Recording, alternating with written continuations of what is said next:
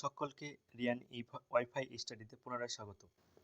এবারে দেখো, যেটা হচ্ছে 2023 সালে যে প্রাইমারি টেট হবে, সেই টেটের যে চাইল্ড সাইকোলজি রয়েছে, চাইল্ড সাইকোলজির একটি গুরুত্বপূর্ণ অংশ হচ্ছে জ্যাপ্রিয়াজের যে জ্ঞানমূলক বিকাশ এবং প্রজ্ঞামূলক বিকাশের যে স্তর রয়েছে চ্যাপ্টার, সেই চ্যাপ্টার থেকে গুরুত্বপূর্ণ প্রশ্ন টেট পরীক্ষা এসে থাকে। এবার আমরা সেই নিয়ে জ্যাপ্রিয়াজের যে তত্ত্ব রয়েছে, সেই তত্ত্ব থেকে আমরা কিছু এমসিকিউ নিয়ে এবার আমরা দেখবো এটা। তো এখানে দেখো, প্রথমে যেটা রয়েছে সেটা হচ্ছে, এখানে দেখো জ্যাপ্রিয়াজের মতে স্কিমা কি। ক নম্বর হচ্ছে বিভাজনের প্রক্রিয়া, খ হচ্ছে শিখন কৌশল, গ হচ্ছে দীর্ঘমেয়াদী স্মৃতিতে সঞ্চিত তথ্য সমূহের সাংগঠনিক ভাণ্ডার, ঘ হচ্ছে প্রতিরক্ষামূলক কৌশল। এখানে সঠিক হচ্ছে স্কিমা হচ্ছে দীর্ঘমেয়াদী স্মৃতিতে সঞ্চিত তথ্য সমূহের সংগঠিত ভাণ্ডারকে স্কিমা বলা হয়ে থাকে। তাহলে এটা মনে রাখবে, এটাই হচ্ছে স্কিমা কাকে বলে। 2 নম্বর হচ্ছে পেঁয়াজের ভাবনা অনুযায়ী বৌদ্ধিক বিকাশের স্তরের সংখ্যা কটি। এখানে বৈদিক হবে না, এটা হবে বৌদ্ধিক হবে। 7টি স্তর, 6টি স্তর, 4টি স্তর, 2টি স্তর। এখানে সঠিক অ্যান্সার হচ্ছে গ, 4টি স্তর। অর্থাৎ পেঁয়াজের ভাবনা অনুযায়ী বৌদ্ধিক বিকাশের স্তরের সংখ্যা হচ্ছে 4টি। বৌদ্ধিক হবে, এটা হচ্ছে বৌদ্ধিক বিকাশের স্তর। পেঁয়াজে প্রথম কিসের ওপর তার জ্ঞানমূলক গবেষণা করেছিলেন? নিজের সন্তানের ওপর, পায়রার ওপর, গিনিপিগের ওপর ও যমজ সন্তানের ওপর। এটা ইম্পর্টেন্ট, এটা পরীক্ষা এসে থাকে। এটা হচ্ছে নিজের সন্তানের ওপর তিনি পরীক্ষা করেছিলেন প্রথম। 4 নম্বর, শিশুর বিকাশে বিভিন্ন বস্তুর মধ্যে মিল খোঁজাকে কি বলে? শিশুর যে বিকাশ হয়, বিকাশের স্তরে যে বিভিন্ন বস্তুর মধ্যে যে মিল খুঁজে পায়, সেই মিল খোঁজা কি বলা হয়? উপযোজন, অভিযোজন, আত্মীকরণ ও সঙ্গতি বিধান। সেই মিল খুঁজে পাওয়াকে বলা হয় আত্মীকরণ। মিল খুঁজে পাওয়াকে বলা হয়ে থাকে আত্মীকরণ বলে। পরিবেশের নতুন কোনো চাহিদাকে মেটাবার জন্য শিশু তার নিজের মধ্যে যে পরিবর্তন করে তাকে কি বলে? অভিযোজন, আত্মীকরণ, সঙ্গতি বিধান, উপযোজন। তাকে বলা হয় অপশন ঘ, উপযোজন বলা হয়ে থাকে। একজন শিক্ষক হিসেবে 2 থেকে 4 বছর বয়সের শিশুর কাছ থেকে আপনি কী ধরনের জ্ঞানমূলক বিকাশের প্রত্যাশা করেন? বীজগণিতিক সূত্র বলতে পারবে, ভূগোলের মানচিত্র আঁকতে পারবে, ছড়া বলতে পারবে, পেন্ডুলামের গতি কিসের উপর নির্ভর করে তা বলতে পারবে।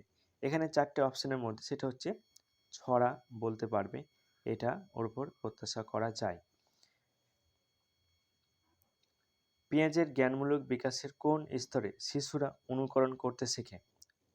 সংজ্ঞামূলক চিন্তনের স্তর, নিয়মতান্ত্রিক সহায়তার স্তর, প্রাক ধারণামূলক স্তর ও বাস্তব সক্রিয়তার স্তর। অপশন গ হচ্ছে প্রাক ধারণামূলক স্তর। তার এটা হচ্ছে পেঁয়াজের জ্ঞানমূলক বিকাশের কোন স্তরে শিশুরা অনুকরণ করতে শেখে? প্রাক ধারণামূলক স্তরে। পেঁয়াজের জ্ঞানমূলক বিকাশের কোন স্তরে শিশু বিমূর্ত চিন্তা করতে পারে? এটা খুব ইম্পর্টেন্ট, এটা তোমার মনে রাখবে। কোন স্তর চিন্তা করতে পারে? এটা হচ্ছে বাস্তব সক্রিয়তার স্তর, নিয়মতান্ত্রিক সক্রিয়তার স্তর, সংজ্ঞামূলক চিন্তনের স্তর ও প্রাক ধারণামূলক স্তর। আবার বলছি, পেঁয়াজের জ্ঞানমূলক বিকাশের কোন স্তরে শিশু বিমূর্ত চিন্তন করতে পারে? নিয়মতান্ত্রিক সক্রিয়তার স্তরে সে বিমূর্ত চিন্তা করতে পারে। জীবন বিকাশের তত্ত্বাবলীর শ্রেণীবিভাগ। ক হচ্ছে অন্তর অভিব্যক্তিমূলক তত্ত্ব, খ হচ্ছে বহির অভিব্যক্তিমূলক তত্ত্ব, গ হচ্ছে সৃজনাত্মক তত্ত্ব। ওপরের সবকটি হবে ক, খ, গ। জীবন বিকাশের তত্ত্বাবলীর শ্রেণীবিভাগ: অন্তর অভিব্যক্তিমূলক তত্ত্ব, বহির অভিব্যক্তিমূলক তত্ত্ব ও সৃজনাত্মক তত্ত্ব। মনোবৈজ্ঞানিক পেঁয়াজে তার মতবাদ গঠনে যে দৃষ্টিভঙ্গির মাধ্যমে নিয়েছিলেন তা হল দার্শনিক, মানসিক, বৈজ্ঞানিক। ঘ, দার্শনিক ও বৈজ্ঞানিক সমন্বয়। অপশন ঘ, দার্শনিক ও বৈজ্ঞানিক সমন্বয়ের দৃষ্টিভঙ্গি সাহায্য নিয়েছিলেন। পেঁয়াজের মতবাদের জৈবিক ভিত্তি দার্শনিক উল্লেখযোগ্য বিষয়গুলি হলো কি? ক নম্বর হচ্ছে আত্মীকরণ এবং সহযোজন, খ নম্বর হচ্ছে অভিযোজন ও সাময়িক, আচরণগত সাম্য, গ নম্বর কোনোটি নয়, আর ঘ হচ্ছে সবকটি। অর্থাৎ সবকটি বলতে এখানে ক এবং খ হবে, অর্থাৎ আত্মীকরণ, সহযোজন, অভিযোজন ও সাময়িক, আচরণগত সাম্য। জৈবিক ভিত্তি দার্শনিক উল্লেখযোগ্য যে গুণগুলি রয়েছে, বিষয়গুলি সেগুলি। 12 নম্বর, পেঁয়াজের তথ্য অনুযায়ী খেলাধুলা হলো শিশুদের একটি কি? আত্মীকরণের প্রক্রিয়া, অভিযোজনের প্রক্রিয়া, সহযোজনের প্রক্রিয়া, কোনোটি নয়। এখানে ক হচ্ছে আত্মীকরণের প্রক্রিয়া। সহযোজন হলো এমন একটি প্রক্রিয়া যেখানে নতুন অভিজ্ঞতা অর্জিত হয়, পরিবেশের প্রভাবে আচরণের পরিবর্তিত হয়, পরিবেশের বিশেষ অংশের বিশ্লেষণ ও তার প্রতি প্রতিক্রিয়া। ক এবং খ, এখানে নতুন অভিজ্ঞতা অর্জিত, এখানে নতুন অভিজ্ঞতা অর্জিত হয়ে থাকে এবং পরিবেশের প্রভাবে আচরণ পরিবর্তিত হয়, অর্থাৎ ক এবং ঘ সঠিক। ক ঘ সঠিক, কিন্তু এখানে অপশানে যেহেতু আমাদের ঘ রয়েছে, ক এবং খ, অর্থাৎ আমাদের যখন পরীক্ষাতে এমসিকিউ যখন আমাদের মার্ক করতে হয় তখন আমাদের ঘ নম্বরটা মার্ক করে থাকবে। 14 নম্বর, স্কিমা এই ধারণাটির উদ্ভাবক হলেন। স্কিমা ধারণার উদ্ভাবককে Kant, পিয়াজে, art Bartlett, Spencer. Schema ধারণার উদ্ভাবক হচ্ছেন অপশন গ হচ্ছে আর্ট বার্লেট হচ্ছে স্কিমা ধারণার উদ্ভাবক। স্কিমা সম্প্রসারণের দুটি সক্রিয় প্রক্রিয়া হলো সহগতি ও সহযোজন, সহযোজন ও অভিযোজন, অভিযোজন ও সংগঠনীকরণ, অভিযোজন ও পরিণমন। এখানে স্কিমা সম্প্রসারণের দুটি সক্রিয় প্রক্রিয়া হলো অভিযোজন ও সংগঠনীকরণ। অভিযোজন ও সংগঠনীকরণ হচ্ছে দুটি প্রক্রিয়া। পিয়াজে মানুষের বৌদ্ধিক ও জ্ঞানমূলক বিকাশের যে কয়টি স্তরের কথা উল্লেখ করেছে, স্তরগুলি কি কি? ক হচ্ছে সংবেদন ও সঞ্চালনমূলক চিন্তার স্তর, প্রাক ধারণামূলক স্তর ও সংজ্ঞামূলক চিন্তনের স্তর, বাস্তব সক্রিয়তার স্তর, নিয়মতান্ত্রিক সক্রিয়তার স্তর, সবকটি। এখানে তিনি যে স্তরের কথা বলেছিলেন যে বৌদ্ধিক ও জ্ঞানমূলক বিকাশের স্তর, সেখানে এই সবকটি হবে কি কি? সংবেদন ও সঞ্চালনমূলক চিন্তার স্তর, প্রাক ধারণামূলক স্তর ও সংজ্ঞামূলক চিন্তনের স্তর, বাস্তব সক্রিয়তার স্তর ও নিয়মতান্ত্রিক সক্রিয়তার স্তর, অর্থাৎ সবকটি তিনি বলেছিলেন। শিশুর সর্বদা আত্মনিয়ন্ত্রণের মাধ্যমে ভারসাম্য বজায় রেখে চলে। শিশু কোন প্রক্রিয়া কিভাবে আত্মনিয়ন্ত্রণ করে? নতুন কিছু শেখে আত্মীকরণের মাধ্যমে, নতুন শিক্ষা অধ্যয়ন, আলোচনা ও গ্রহণ করে সহযোজনের মাধ্যমে, অন্যান্য জ্ঞান সহযোগে এই নতুন অর্জিত জ্ঞান সমৃদ্ধ করে সংগঠনীকরণের মাধ্যমে। উপরের সবকটি, অর্থাৎ আত্মীকরণ, সহযোজন আর সংগঠনিকীকরণের মাধ্যমে আত্মনিয়ন্ত্রণ করতে শিখে।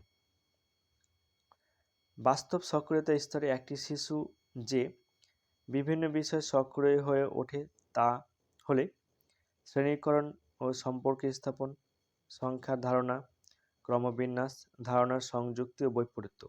উপরে সবকটি, অর্থাৎ বাস্তব সক্রিয়তার স্তরে একটি শিশু যে বিভিন্ন বিষয়ে সক্রিয় হয়ে ওঠে তা হলো কি? শ্রেণীকরণ ও সম্পর্ক স্থাপন, সংখ্যার ধারণা, ক্রমবিন্যাস ও ধারণার সংযুক্তি ও বৈপরীত্য। অর্থাৎ উপরে সবকটি তিনি বাস্তব বিষয়ের বিভিন্ন বিষয়ে সক্রিয় হয়ে ওঠে। এখানে অপশন ডিটা সঠিক হচ্ছে। 19 নম্বর, পেঁয়াজের তত্ত্ব অনুযায়ী শিখনের মূল উদ্দেশ্য হবে তথ্য সরবরাহ, তথ্য উপস্থাপন, যুক্তি সহকারে তথ্য গ্রহণের সহায়তা ও কোনোটি নয়। অপশন গ নম্বর, যুক্তি সহকারে তথ্য গ্রহণে সহায়তা, এটা সঠিক উত্তর। পেঁয়াজের তত্ত্ব অনুযায়ী শিখনের মূল উদ্দেশ্য যুক্তি সহকারে তথ্য গ্রহণে সহযোগিতা। পেঁয়াজের জ্ঞানমূলক বিকাশের তত্ত্বকে কিভাবে শিক্ষাক্ষেত্রে প্রয়োগ করা যায়? অপশন ক, শিশুর পাঠ্যক্রমে তার বিকাশের স্তর দ্বারা নির্ধারিত হবে। আধুনিক অনেক শিক্ষণ মডেল এই নীতির ওপর ভিত্তি করে রচিত। শিক্ষাক্ষেত্রে ক্রমোচ্চ বৈদিক সংগঠনের প্রতিক্রিয়ার ওপর গুরুত্ব দিতে হবে। আবার উপরে যে সবকটি রয়েছে অপশন ঘ অর্থাৎ অপশন ডি, এই তিনটেই হবে। শিশুর পাঠ্যক্রম তার বিকাশের স্তর দ্বারা নির্ধারিত হবে। আধুনিক অনেক শিক্ষণ মডেল এই নীতির ওপর ভিত্তি করে রচিত। শিক্ষাক্ষেত্রে ক্রমোচ্চ বৌদ্ধিক সংগঠনের প্রতিক্রিয়ার ওপর গুরুত্ব দিতে হবে, অর্থাৎ অপশন ডি সবকটি অ্যান্সার হবে, অর্থাৎ অপশন ডিতে সঠিক উত্তর। অর্থাৎ পেঁয়াজের জ্ঞানমূলক বিকাশের তত্ত্বকে কীভাবে শিক্ষাক্ষেত্রে প্রয়োগ করা যায়, এই তিনটে খুবই গুরুত্বপূর্ণ। এখানে পরীক্ষায় তোমরা সিঙ্গেল হিসেবে একটা দিয়েও দিয়ে থাকতে পারে। তো তোমরা চ্যানেলটি যারা নতুন আছে তারা অবশ্যই চ্যানেলটি লাইক করে এবং সাবস্ক্রাইব করে দেবে, যেন তোমরা আরও যারা পরীক্ষা দিচ্ছে তাদের উপকৃত হয়। তাহলে এখানে তোমাদের পেঁয়াজনে যে চাইল্ড সাইকোলজি এটা এখানেই শেষ হলো। নেক্সট আমরা কোহলবার্গ নিয়ে আসবো। তোমরা চ্যানেলটি সাবস্ক্রাইব করে সঙ্গে থাকবে। ধন্যবাদ।